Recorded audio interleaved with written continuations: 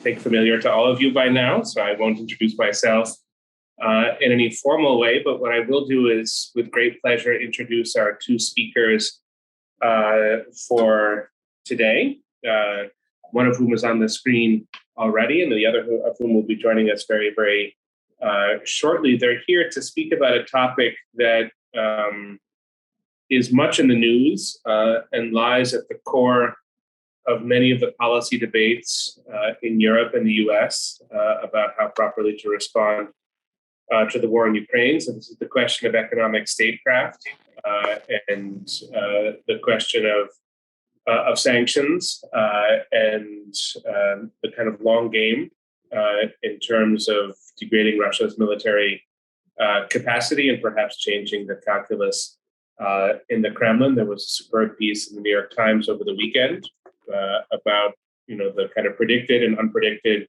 effects of the war in Ukraine on the sanctions regime, et cetera. And we have two really terrific experts this morning, this afternoon, this evening, depending on where you're tuning in from, to address this topic. I'll start with Dr. Adam Stulberg, who is Sam Nunn Professor and Chair at the Sam Nunn School of International Affairs at Georgia Tech, who has told me that he'll speak in sort of big picture terms about sanctions and economic statecraft.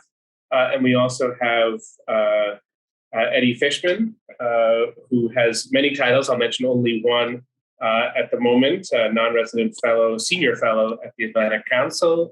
Eddie was a colleague of mine at the State Department in the Office of Policy Planning, 2014, 2015, 2016. He has real practical experience with sanctions, and I think, as those of you know from following the debate, has been a learned and spirited participant in the public discussion about sanctions since the Russian invasion of Ukraine on the 24th of February in this year. So we have two terrific experts. Eddie, if you don't mind my putting you on the spot immediately, I will give you the floor for as many minutes as you wish to occupy, with a few initial thoughts on the topic. We'll then turn to Dr. Stulberg, and then the three of us can have a brief conversation. And then, as is always the best part, we'll turn the floor over to our students for questions and for their observations. So, Eddie, wonderful to see you, and the floor is yours. Nice to see you too, Michael. And excuse me, I'm have a bit of a sore throat. Hopefully not COVID, but so I think where I'd like to start is just going back to 2014, because I think it's important. It's important to understand how sanctions became such an integral part of the West policy toward Russia. And actually, interestingly enough, so my background is really sanctions policy. I worked at Treasury, State. But it so happened that in 2014, when Russia invaded Ukraine, I was on detail at the Pentagon in March of that year, or February, March of that year, working for the chairman of the Joint Chiefs of Staff, General Martin Dempsey. And for somebody like me, not a military officer, somebody who, I really had worked in economic statecraft. I didn't have a huge background in defense policy. It's kind of interesting that the Pentagon was interested in bringing me on. They cycle in basically a State Department person every 6 months to give that perspective in the chairman's office. The thing that was interesting is, seeing that the special operation in Crimea from that vantage point, I saw it from a military perspective, and I think the military was very surprised. Right, we didn't see this coming at all. I think there was an element not only of wow, I can't believe Russia would do this, but also I think some awe in terms of how well the operation was executed, right? I mean, Crimea was seized very rapidly by Russia.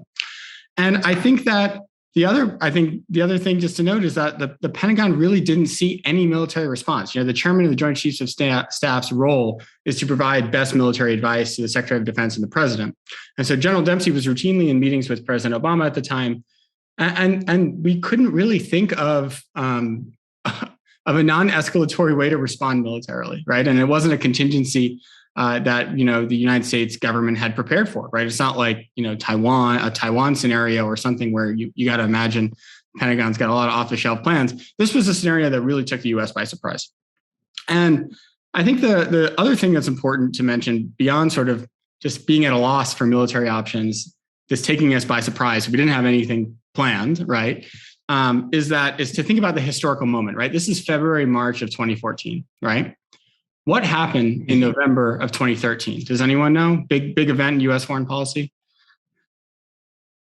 This was when the United States and the P5+1 and Iran agreed to the joint plan of action with Iran, November 24th of 2013. It was implemented in January. So literally, I was on the Iran sanctions team. I was one of 5 people who was actually charged with implementing the sanctions part of the joint plan of action. This was the interim Iran nuclear deal before we got the final deal in 2015. But I think by the time we got the interim deal, we were pretty assured that we would get the final deal. Basically, after we submitted those papers in January, I went over to the Pentagon because that was kind of my last big assignment on the Iran sanctions team. And so the reason I bring that up is I think this was kind of the pinnacle of probably Washington's confidence in sanctions as a tool of foreign policy, because we had just gotten over a period. We had sanctions on Iran since 1979, but really the period of escalating sanctions against Iran that led to the nuclear deal started in 2010. So it's really a concerted 3.5-year period that led to the joint plan of action, led to Rouhani being elected in the summer of 2013 and the joint plan of action in November of that year. And so I think on the one hand, you have the Pentagon saying, we can't respond militarily. And I don't think President Obama was ready to tell Dempsey, hey, go back to the drawing board. He certainly wasn't interested in responding militarily. And you also, on the other hand, have this really successful example of the use of sanctions achieving a major strategic objective for the United States. One that, we were, if you take Obama at his word, we were prepared to use military force to prevent, Iran getting a nuclear weapon. And so I think that confluence of factors led us in March to say, okay, well, we're going to respond with sanctions, right? I wish it were a more thought out strategic thing where we had spent a year thinking about it. But as with many things in foreign policy, crises take you by surprise, and you don't have much time to think through an option. And that was kind of Iran was a touchstone at the time, and so we went to sanctions. I think the other thing just to note is that sanctions against Russia, even from an early stage, we acknowledge that they were very, very different from sanctions against Iran or North Korea or Cuba or any other country we'd ever sanctioned. At the time, Russia was part of the G8. They were a part of the WTO. They still are. They were the 8th largest economy in the world. So just a different magnitude from other countries that the United States had imposed sanctions on. And I think the other historical thing as well, and hopefully your Professor Kimmage will agree with me on this, that it's always very important to understand everything else that's happening historically, because these are the things that are on the minds of policymakers. And 2013, what else is going on in 2014? We're still in the aftermath of the global financial crisis, and the Eurozone crisis is like very active, right? I mean, we're worried that Europe has not yet recovered. We're worried that they're going to fall into another massive economic and financial crisis. And so I think we decided to use sanctions, but we acknowledge from the beginning, we got to be really careful because, if we do something too aggressive, we're going to tip Russia over the brink, and it's going to spread contagion. If you remember this word, it's now we use it for viruses. Back then we used it for financial crises. We're going to spread contagion into the Eurozone, and we're going to cause another financial crisis. This was literally what was on policymakers' minds. And so one of the things that's super interesting at the time is President Obama signs 3 executive orders in rapid succession in middle of March. I think 3 executive orders in 3 days, each of which have different types of sanctions that are imposed on Russia. The first is very, very specific. It's basically sanctions on people who are directly involved in fomenting unrest in Ukraine and Crimea and Donbass. And that was, people like Yanukovych and his cronies, right? The second executive order was targeted at some of the Siloviki, people who are in Putin's inner circle. It's interesting right now, in the last round of Russia sanctions, this most recent episode, so much attention has been played toward the oligarch sanctions. Most of the most powerful Siloviki were sanctioned early in 2014. They were some of the first people that were sanctioned. The Rotenberg brothers, Timchenko, Igor Sechin, the CEO of Rosneft, they're all sanctioned back then, which is kind of an interesting thing. And I constantly am reminding journalists about that. The third executive order, by far the most important, but I think, and also the most interesting from a historical perspective, just because you have to, it's really unusual. I think I've never seen, it's the only sanctions executive order I've ever seen that's like this. Basically what it said is that the president or the secretary of the treasury and secretary of state have the authority to impose sanctions on any company in any sector of the Russian economy, including banking, energy, mining, minerals, defense, basically every major sector of the Russian economy, right? But it didn't impose sanctions on any company. So literally, it was just a blank check. It was like a blank check, right? It was here's an executive order saying that we might impose sanctions on a big Russian company, but we're not going to say who it is. And the reason for that is that we didn't know, right? We were still very nervous about, could we impose sanctions on Sberbank? What would happen? Is that going to, we've never imposed sanctions on anything close to as big as Sberbank before. And so the next 4 months were really spent rapidly kind of trying to figure this stuff out, negotiating with the EU, building a coalition with the G7, and we kicked Russia out of the G8 and then became the G7 and other democratic allies. And we actually didn't impose the first sectoral sanctions on Russia. So we didn't use that elusive third executive order until July of 2014. Something about that. It's a 4-month gap between Obama literally signing an executive order in the wake of the annexation of Crimea, saying that we're going to sanction a big Russian company and not doing it until July. Now let's fast forward until 2022. And there's a lot that happened in between. I'd love to get into it, but I don't want to take up too much of your time. 2022, different in so many ways. First of all, we've had sanctions on Russia for 8 years. So we knew much better, in terms of the limits, in terms of, what we could and couldn't do. And I think one of the big lessons that those of us who were involved in 2014 took is that we could have pushed Russia way harder. We imposed very light sanctions on Russia in 2014. I call them a 2 out of 10 in intensity. If Iran's a 10 out of 10, that's kind of the scale. And it still sent the Russian economy for a tailspin. Right? I mean, you had a significant GDP contraction, I think 2.5% of the following year. This was obviously compounded by falling oil prices in the second half of 2014, which also should give us some humility about our ability to project how geopolitical events affect oil prices. Because you think that imposing, capital market sanctions on Rosneft might spike oil prices, but we had quite the opposite. So I think we were a little bit more confident this time around that we could push Russia harder. Many of the same people who were involved in 2014 were involved again this time. And I think that personnel element's really important.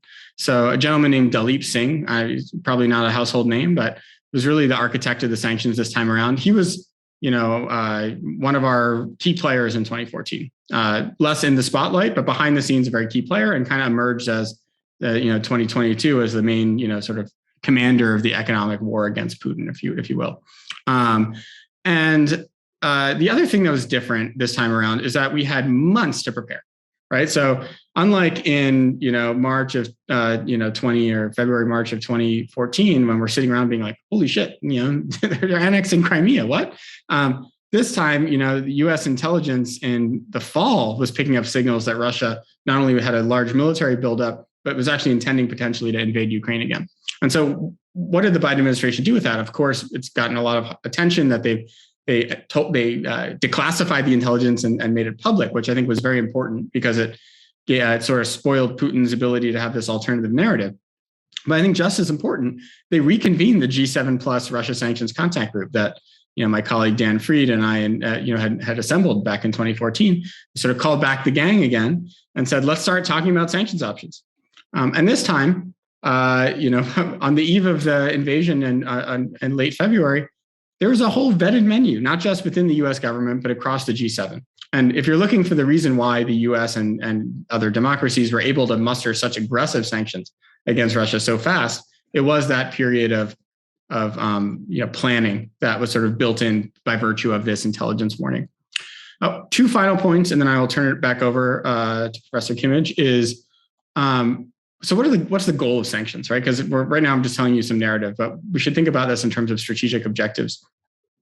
If you talk to anyone in sanctions policy, they'll tell you that the goal of sanctions is always some element of behavior change. So what does that mean? It means that you're trying to have a psychological impact on the target. In this case, Vladimir Putin, right? You're trying to change Putin's mind, either stopping him from doing something he otherwise would have done or persuading him to do something he otherwise would not have done. In 2014, we used the threat of sanctions to try to discourage Putin from seizing Novorossiya, the larger swath of Ukrainian territory. He didn't do it. And maybe we can claim that as a win. I don't know, but it's hard to show cause and effect. We also tried to use sanctions to persuade Putin to implement the Minsk agreements, which were agreed in September of 2014. This time around, this was the highest profile case I can think of in history of trying to use the threat of devastating economic consequences as a deterrent. President Biden in January and February, along with other very senior leaders in the European Union, made dozens of public statements saying that Putin would face swift and severe consequences if he invaded Ukraine. They had the sanctions menu ready. They didn't publicize it, which they took some criticism for, but you can be sure that, Russia knew what was on that list because, they wouldn't take very hard intelligence practices to get that list. And they tried to use this as a deterrent and it failed. And I think we need to be very honest and clear-eyed about that. They tried to use sanctions as a deterrent. Putin invaded Ukraine anyway with maximalist objectives. It did not persuade Putin. It didn't stop Putin from executing his war plan. After the invasion started, I think the purpose of sanctions has pivoted. And this is something I've written about. I wrote about like the day after the invasion in Foreign Affairs, that the goal of sanctions now, if you set behavior change, if you set changing Putin's psychology as the metric for success, you're dooming your policy to failure, right? It's just not going to happen. I mean, if it does, great, but I don't think that's a reasonable metric of success. I think the goal of sanctions now has become more material. It's less psychological. It's about degrading Russia's capacity to do harm. It's a goal of attrition as opposed to one of behavior change. It's not something we've been comfortable with in the past, but it's one that we're increasingly comfortable with. Just to sort of track the zeitgeist, a few months ago, Secretary of Defense Lloyd Austin said that one of our goals was to weaken Russia, and he got some flack for it. Now you hear those types of comments made all the time, not only in the U.S. but also in Europe. So I think that that is becoming, there's some consensus now around that being the foremost goal of the sanctions. Anyway, I hope that was helpful. Michael, back over to you. Thanks a million, Eddie. I think that one of the great implicit points to almost everything you say, sanctions are sometimes discussed in a very technical manner, understandably, because they're technical instruments. But they touch on everything, from psychology to domestic politics to, as you described, the kind of historical moment, expectations, predictions, and increasingly, it's a very, very helpful set of distinctions between 2014 and 2022. Increasingly, sanctions are tied to certain military questions and military objectives. And so to think properly about sanctions, one has to be both, very precise because they demand that, but also very holistic. And I think your comments, Eddie, really help us to frame and to contextualize that. So thank you so much. Let's turn now to Dr. Stulberg, and then we'll go into a discussion after your remarks. Great, thanks. Thanks, Michael. And I appreciate the comments that were made before by Mr. Fishman. And I think they dovetail nicely in what I would like to talk about. I've included a rather extensive deck, which I will send to you all as a PDF, and I will not go over the whole thing now, especially since Mr. Fishman, I think, nicely set up what I'd like to talk about. But let's go to the next slide here. What I'm struck by, and I think it follows on what you just heard, was the period really between 2014 and February 24th of this year, and the role of sanctions in that period, and actually even a little bit beforehand. But one of the curious puzzles that I'm struck by, which is, I think, summed up nicely by the failure of sanctions as a deterrent during that period, has been not only that they failed, but there's been sort of an increasing frequency and intensity of the resort to sanctions by the United States, by Europe, and you just heard sort of the thinking behind that. Yet there's been sort of an abject failure in changing that behavior prior to February 24th of this year, when obviously, as you just heard, the objective of sanctions, I think, has changed. So my remarks have a lot to do with the period up to this year, although I do think it has implications as we move into this second phase that Mr. Fishman mentioned in terms of trying to weaken Russia as the objective. So you have this curious puzzle during this period: rising in frequency and intensity of sanctions, very limited success in altering behavior, as you just heard, and failure as a deterrent. Yet there's also been sort of mutual complacency about that situation across administrations, actually, in the United States, because there's a sense that we could continue to increase the frequency and intensity of those sanctions while still engaging with Russia, let's say on strategic stability talks and in other areas. And similarly with Russia, seeming that they could have their cake and eat it too, and conducting their aggressive actions and having sanctions leveled on them and still, carry on in some narrow band of relationship. Obviously, things have changed in February. So this is the puzzle that a lot of my research looks at, which is why has sanction really failed during that period, and is mutual complacency warranted? Are there externalities of this situation that were brewing during that period? So if we go to the next slide, and this I think is fundamental. These set of questions are sort of fundamental to our thinking about sanctions against Russia. Is, do we see sanctions in the same light? Because ultimately, especially with respect to using sanctions as a coercive instrument, they're aimed at sending a signal through affecting the cost-benefit calculus of the target. And they need to be on the same page and understand the same balance sheet that we're trying to level. So there's a lot of signaling going on, especially with respect to this threat of imposing sanctions, that requires both actors to be on the same page. Similarly, if they don't work as a threat, or even as an imposition, is the solution to refine them, make them more targeted, reduce any uncertainty about the credibility of those threats or the follow-through or the ability to sustain them. So is it really about managing that expected utility calculus of cost, benefits, and probability? Is the current or was that situation really tenable to continue ratcheting up the sanctions while still thinking that they're not going to have some sort of spillover effect for other dimensions of the relationship?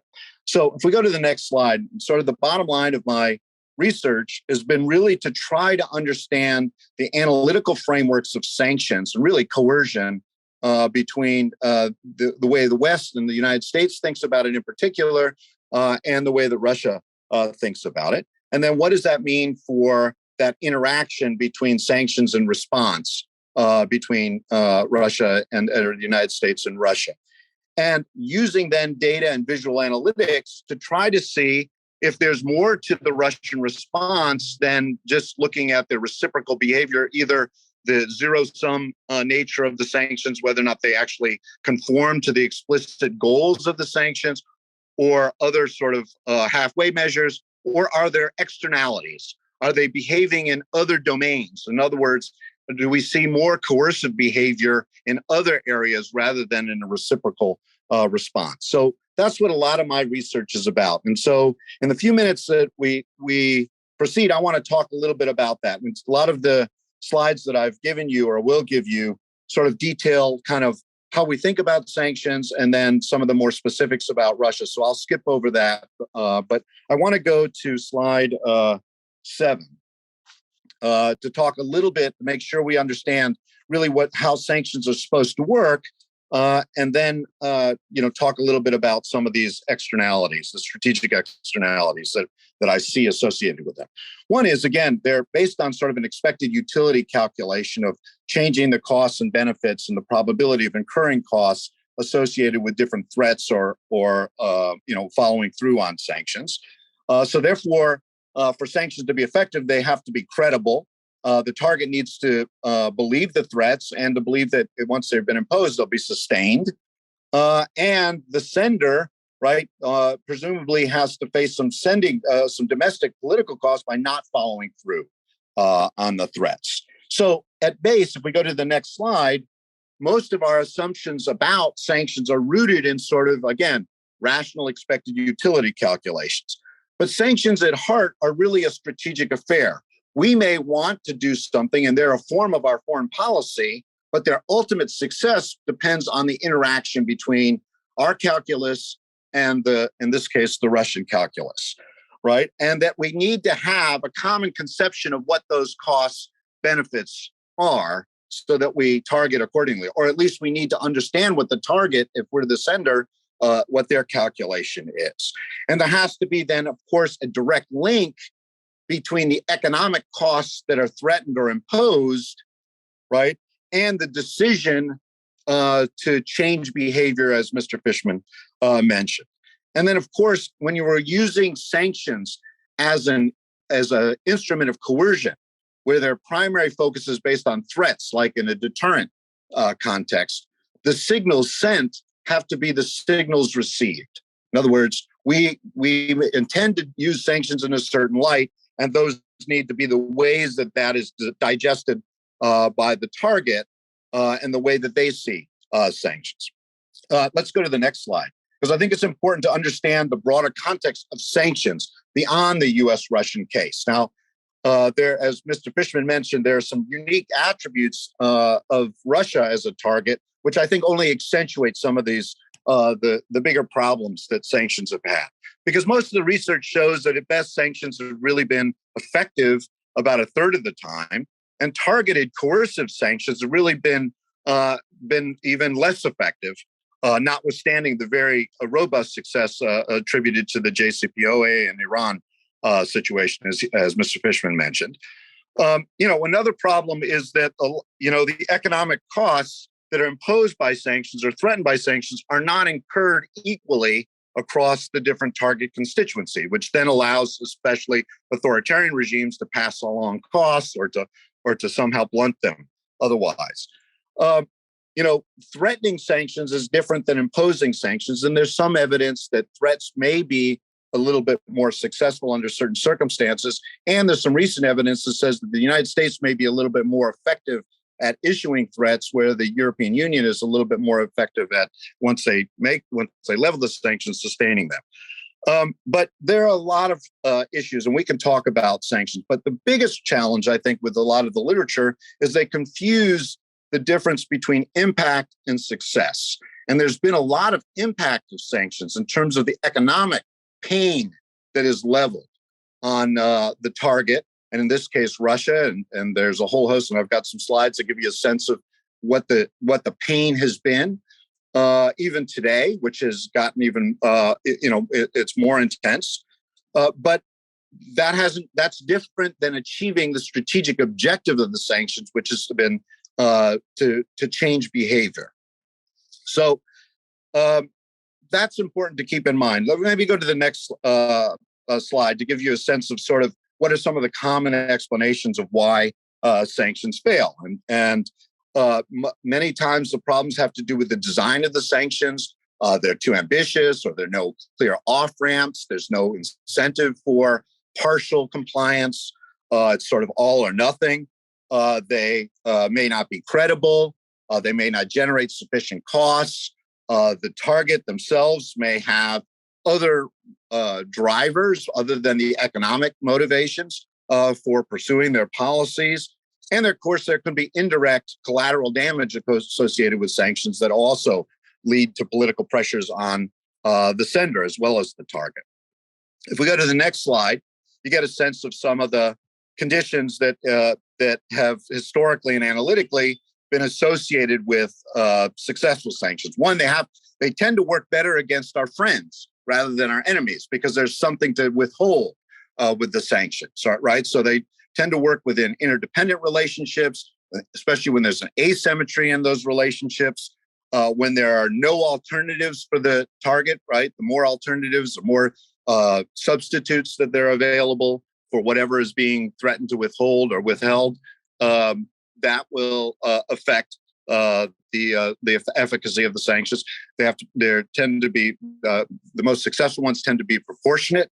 The sender is typically been on the successful sides a more democratic regime that is sensitive to audience costs. Therefore, the threats are seen to be more credible because they would pay domestic costs of standing down from the threat.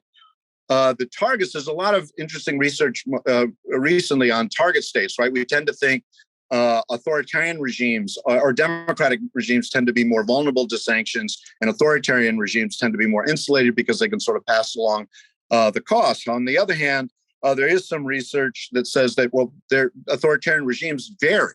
Some of them like the status quo, and therefore the more wedded they are to the status quo, the more vulnerable they are to sanctions. How much they value whatever is exchanged, not only in terms of the material economic benefit, but how they affect the rents that are distributed among the elites may matter, and how easy it is or not for them to pass on costs to the relevant political constituency is a factor. So that's something to keep in mind. But let's, since Mr. Fishman talked about the mechanics of sanctions, and particularly the U.S.-Russia one, I want to shift gears and go to maybe slide 20 to talk a little bit about the externalities of sanctions. You know, one of the things that happens with sanctions, even when we shift from the psychological to the material objectives, is that there are externalities. One externality, as I just mentioned, is that especially authoritarian regimes may be prone to pass along the costs to society, to other elements that lead to what some have identified as a rally around the flag effect, right? So it leads to bolstering support for the authoritarian regime to alleviate the pressure imposed by the sanctions. And we see this especially and was rightfully mentioned by Mr. Fishman, I think it gets overlooked, is that there's been a lot of attention to the oligarchs and not as much as some of the other more influential people. But with the oligarchs, there's been some interesting research that suggests that actually sanctioning the oligarchs drives them closer to Putin because they really have no other external alternative, and he can offset the costs that they're incurring, or at least provide a more an opportunity for them to hold on to some of their wealth or to benefit otherwise. And so there's some counterproductive externalities of sanctions that have received a lot of attention. But one thing that hasn't received a lot of attention are some of the strategic externalities. And that's one of the things my research really tries to focus on. And here, what we're trying to do is understand, how do the Russians think about sanctions? Do they think about it the same way as we do, which we tend to see them as an alternative to using force or a precursor to using force, but we don't consider them the same as using force, a kinetic force, and we use them as a signaling instrument and as an instrument of economic statecraft, as well as broader issues of statecraft. Is that the same way that the Russians see them? And so what we've done is tried to look at discourse at different levels. The elite discourse. We've also tried to apply machine learning to the broader analytical community's understanding, and then to use some broader events data to really see what's going on empirically as well. So if the next slide, much of my research on Russia is really trying to focus on these different sort of levels of critical discourse, broader analytical discussion using machine learning tools, and then using some events data as well, and also applying some of those tools to see if there are patterns in the way that the Russians talk about sanctions, the way they react to sanctions, that can give us more purchase on why there's this disconnect between the rising frequency and intensity of the sanctions that we threaten and impose and the variation in their behavior. And also to get a wider angle view on how to understand their behavior, because most of the research on understanding the Russian response to sanctions is, one, whether or not they're conformed to the objective of the sanction, or two, what their counter response is. Are they diversifying relations, right, with China or India otherwise? Are they trying to blunt the sanctions through macroeconomic policies, capital controls, import substitution, things like that, to lessen the impact of the sanctions, to therefore stretch out the time period if they're in a situation where they think they can outlast the political cost to the West of sustaining those sanctions. So there's a lot of attention on their diversification and on the blunting of sanctions, and then of course there's discussion about their counter sanctions, like their agricultural and food sanctions.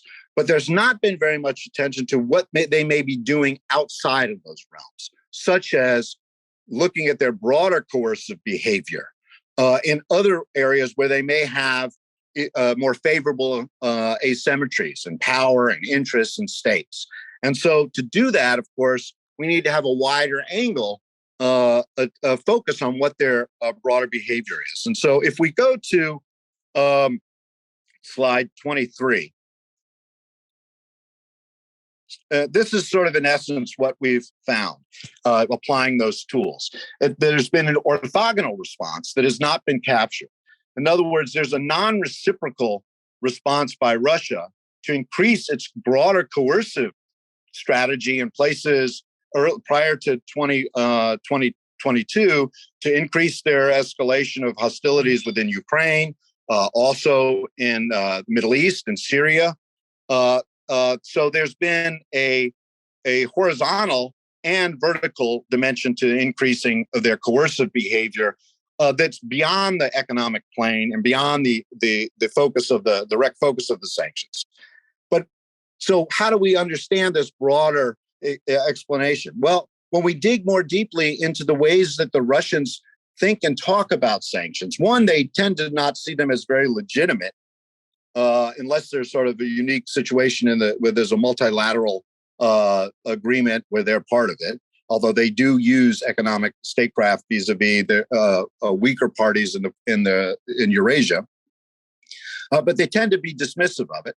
But when they see it, they see that they're part of what they're increasingly calling next generation warfare, which is a broader concept of war that really blurs what we think are the barriers or the boundaries between peace and war. In other words, sanctions are an instrument of war, and they see themselves already at war. It's war being a long-term competition that's not only defined by violence and destruction, but also forms of coercion and longer-term confrontation and containment.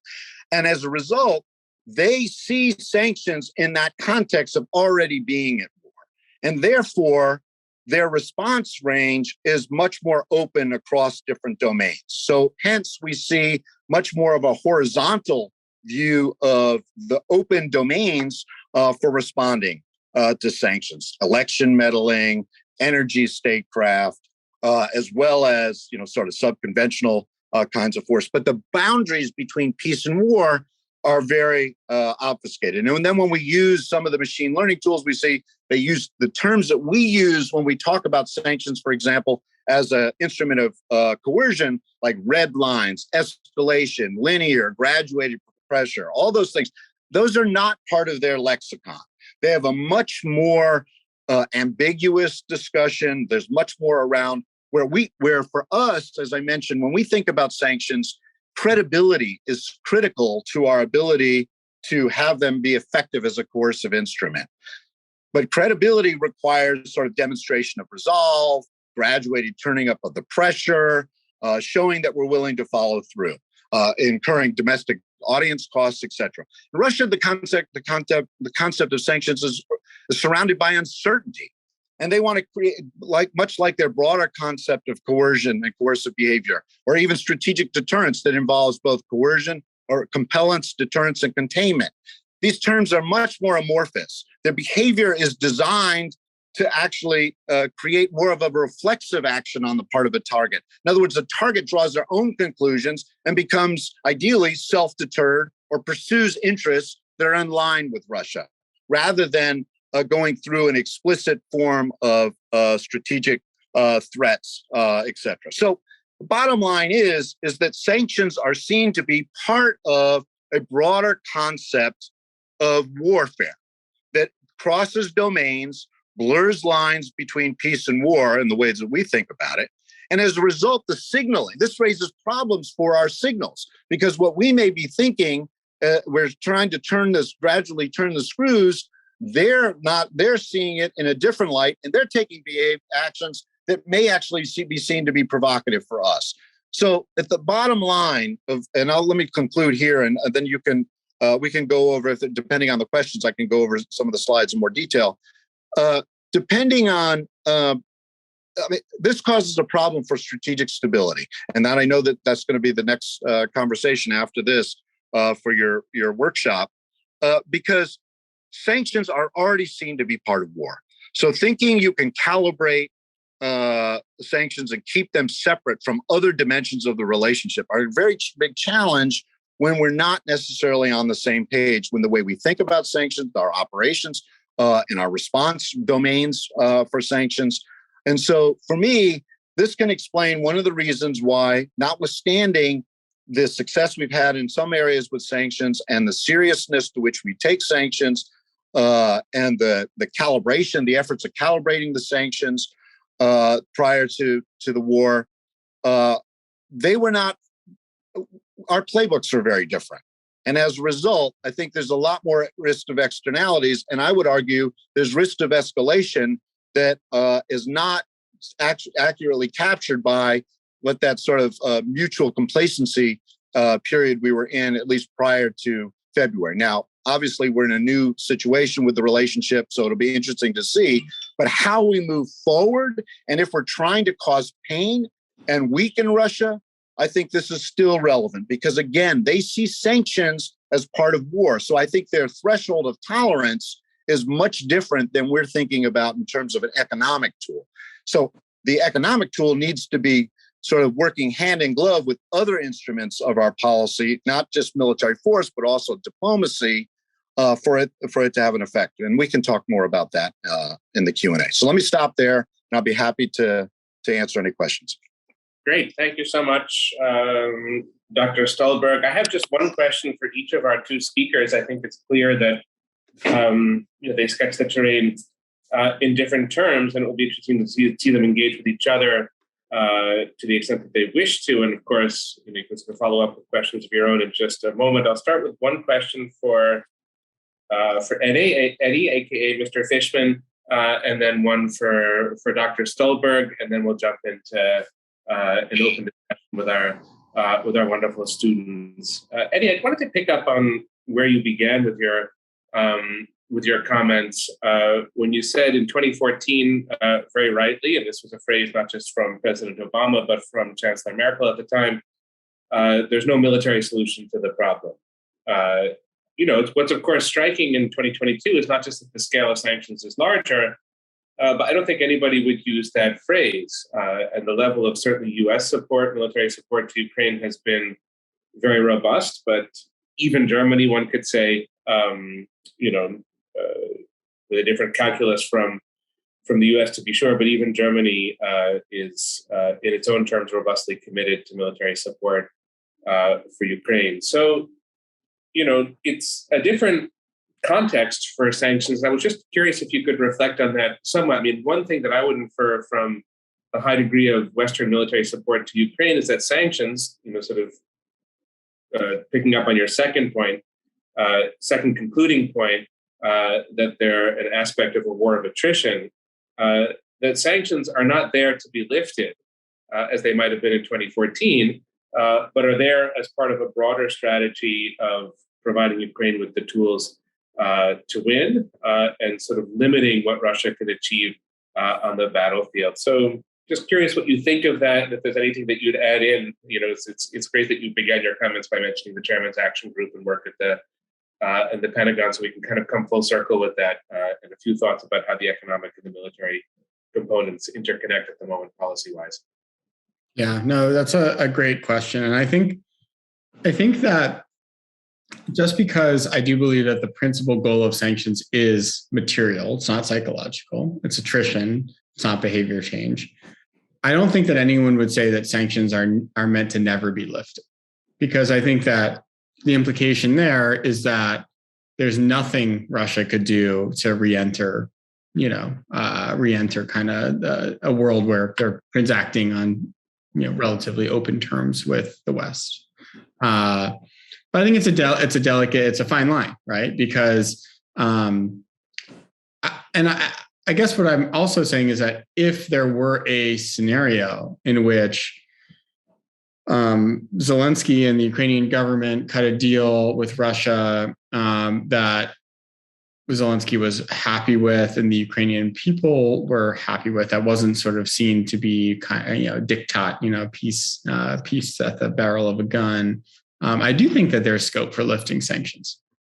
So certainly, I mean, I can't see a world where, if Zelensky were to get some sort of deal that he liked and came to the U.S. and said, look, in order to help, persuade Russia to implement this, we need to put sanctions on the table.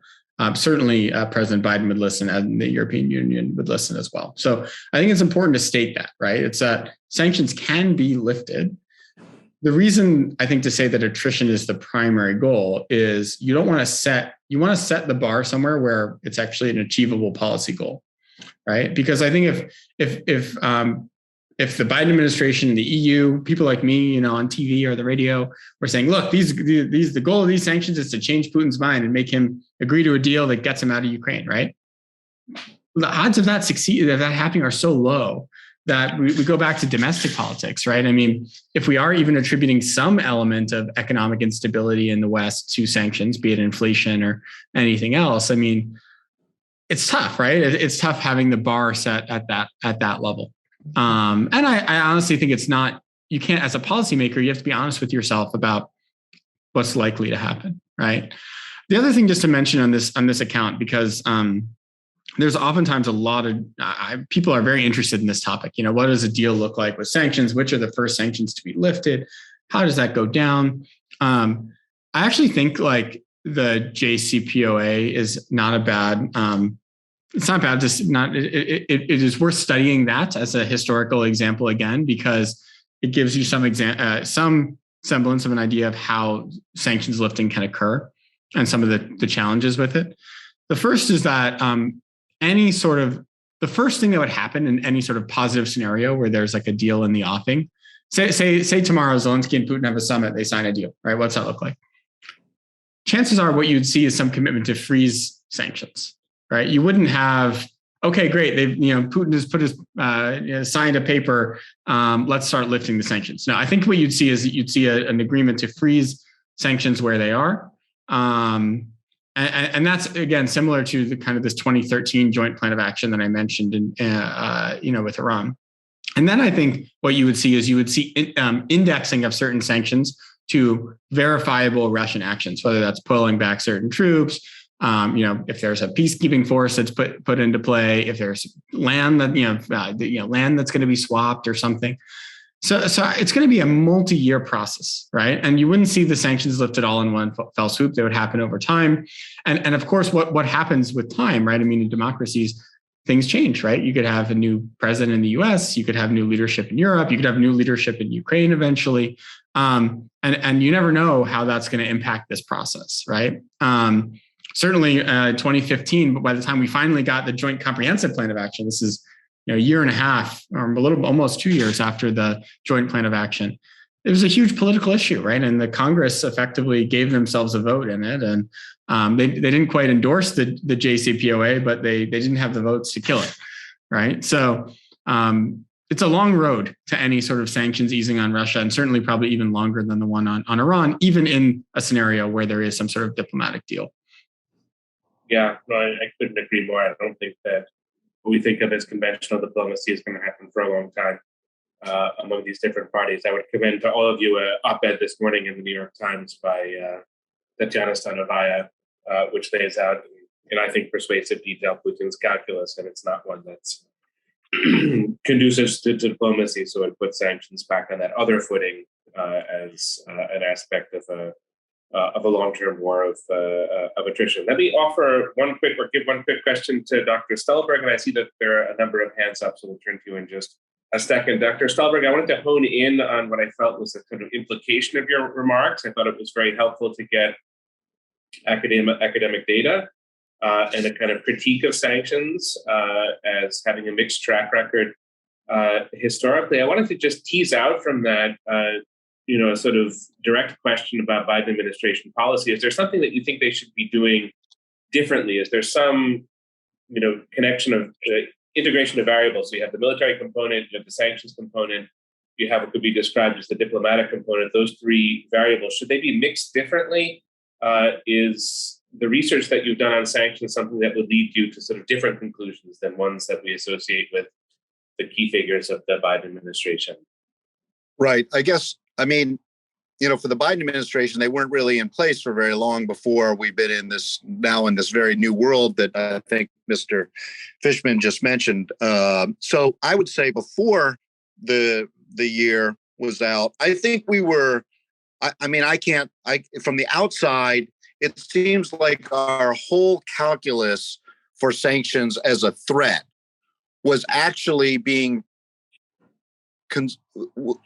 conceived of as both provocative and weak-willed, right? Because I think it was being interpreted as reaffirming the long-term competition, sort of gray zone competition, while similarly restrained, which I think suggested on the Russian side that there was not much behind it. And if there was going to be any pain, they could endure it because their stakes were greater, and that ultimately dissension would rue the day on the West. So I think sanctions as the primary messaging instrument for not just the Biden administration, but his predecessors, I think was very problematic if the stakes warranted everything. I go back to sanctions really have not worked very effectively in a vacuum.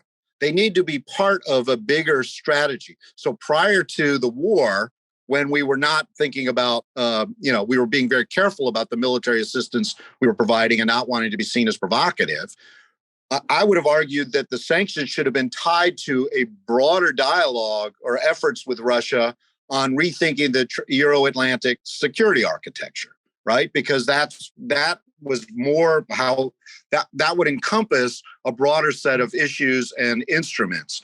And so I feel like from the outside, we became increasingly reliant on sanctions as the vehicle for signaling, and that was not resonating in the way that we wanted. In fact, I think it was counterproductive. So now that we're moving forward in this world, yes, obviously, since there's no peace or no conversation right now that's really moving forward constructively, obviously sanctions need to go hand in glove with the military assistance. But I would argue that the Biden administration, if they're not already doing it, should really be focusing less on the war between Ukraine and Russia, which I think we have very few instruments to ultimately affect in terms of the calculus on the ground, but more to create that broader Euro-Atlantic, architecture where not only once the parties reach some sort of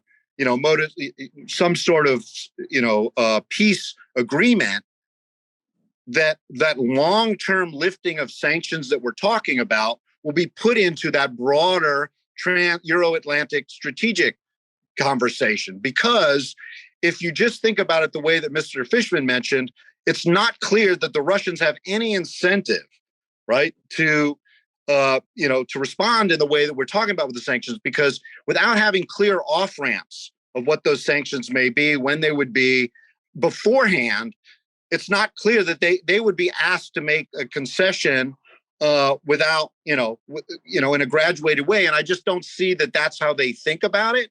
And I don't see how that would work. And I think that they would still be incurring pain throughout that process. So without being lodged in a broader Euro-Atlantic discussion of what security means, then I think we're going to keep stumbling on points of acrimony with the tardiness of the release of the sanctions, or there may be dissension among the West, and et cetera. So that's where I'm more concerned about moving forward.